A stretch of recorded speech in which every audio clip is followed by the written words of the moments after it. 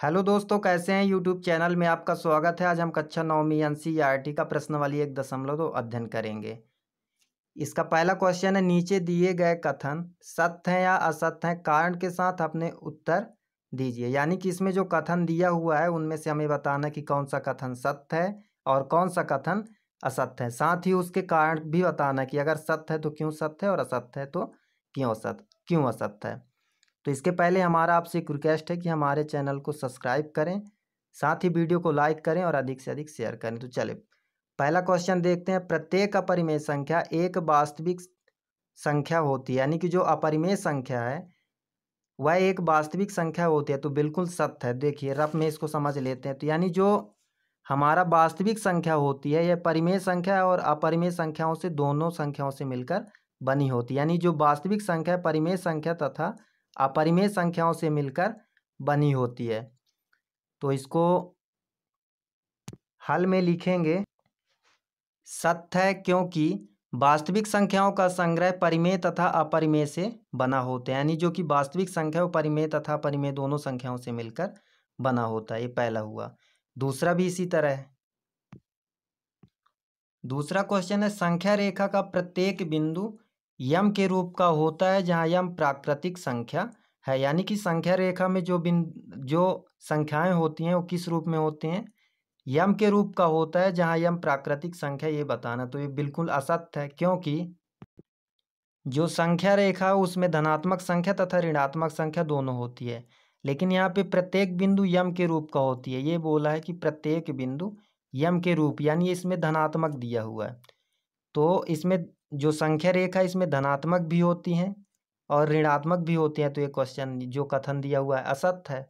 तो इसको लिखेंगे असत्य, क्योंकि कोई भी ऋण संख्या किसी भी प्राकृतिक संख्या का वर्गमूल नहीं हो सकती, क्योंकि संख्या रेखा पर जो संख्याएं होती है धनात्मक भी होती है और ऋणात्मक भी होती है। तो यहाँ पे क्वेश्चन बोला था जहाँ यम प्राकृतिक संख्या है, और प्राकृतिक संख्या जो है तो एक से शुरू होता है अनंत तक। इसके पहले आप पढ़ चुके हैं। तो कहने का मतलब कि जो प्राकृतिक संख्या धनात्मक संख्या होती है, लेकिन यहाँ पे संख्या रेखा जो दिया है संख्या रेखा में धनात्मक और ऋणात्मक संख्या दोनों होती है, इसलिए यह कथन असत्य है। और लिखेंगे कोई भी ऋण संख्या किसी भी प्राकृतिक संख्या का वर्गमूल नहीं हो सकती। तीसरा क्वेश्चन इसी तरह है। तीसरा कथन है, प्रत्येक वास्तविक संख्या एक अपरिमेय संख्या होती है। यानी कि जो प्रत्येक वास्तविक संख्या कौन सी संख्या होती है, अपरिमेय संख्या। तो फर्स्ट कथन में हम देख चुके हैं कि जो हमारा वास्तविक संख्या होती है, वास्तविक संख्या वो परिमेय और अपरिमेय दोनों संख्याएं से मिलकर बनी होती है।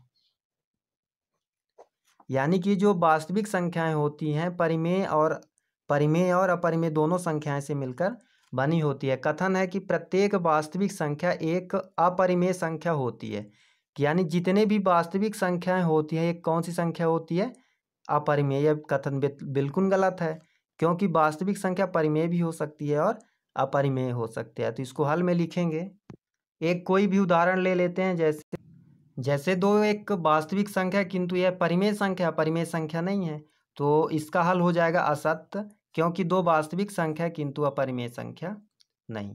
तो इस तरह इस सत्य असत्य के तीनों क्वेश्चन हल हो गए। इस प्रश्नावली का दूसरा क्वेश्चन हल कर लेते हैं। तो दूसरा क्वेश्चन है हमारा, क्या सभी धनात्मक पूर्णांकों के वर्गमूल, यानी जितने भी धनात्मक पूर्णांक हैं उनके वर्गमूल अपरिमेय होते हैं? यदि नहीं तो एक ऐसी संख्या के वर्गमूल उदाहरण दीजिए जो एक परिमेय संख्या है। तो इसका हल होगा नहीं, क्योंकि उदाहरण जैसे √4 है, √4 का वर्गमूल कितना हो जाएगा, 2।